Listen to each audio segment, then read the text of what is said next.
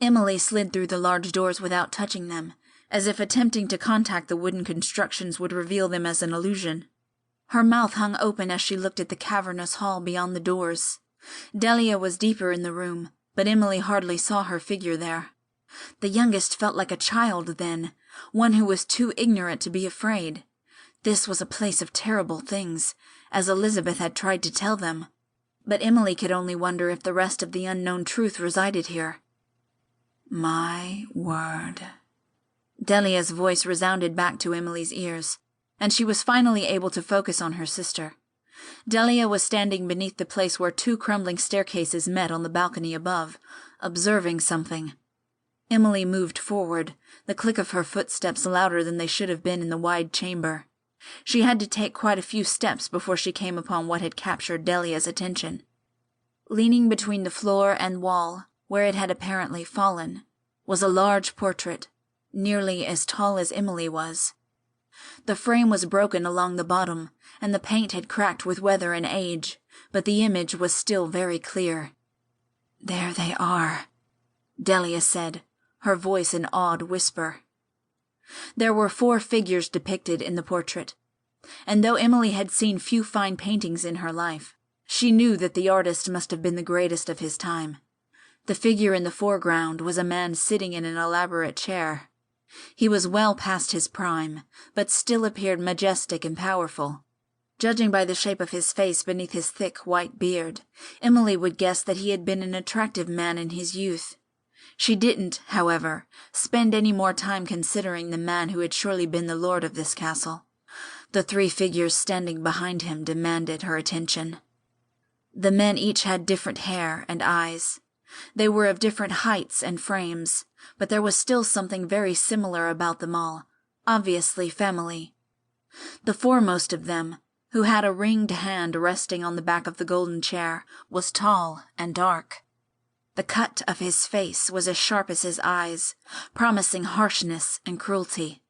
Dark waves of hair cascaded down his fine coat. His position in the picture and the signet on his hand proclaimed that he was the eldest son, the heir to all the ruin around them now. The next son, positioned to the immediate right of his father, was slightly shorter than the first and was of a much slimmer frame.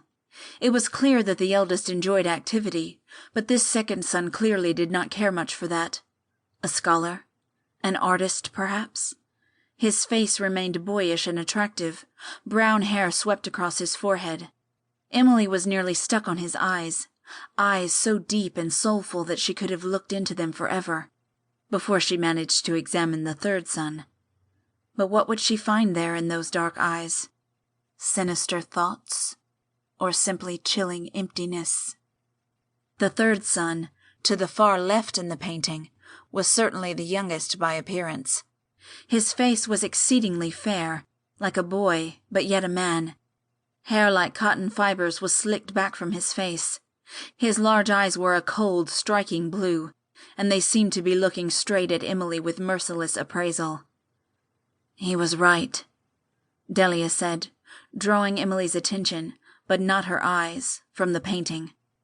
"They were the most handsome sort of men God could have created." With this, Emily would have to agree. Each was impossibly striking in his own way. Together, they were an assortment that only could have been dreamed up by a grand and fanciful imagination. Their mouths and brows were all very similar to their father's, but there was something about the faces of the sons that did not reflect on their father's face. At the corners of their mouths there were subtle curves, making their flat expressions into callous frowns. Why were they so unhappy? Why were their lives so terrible that they would— "You're both mad!"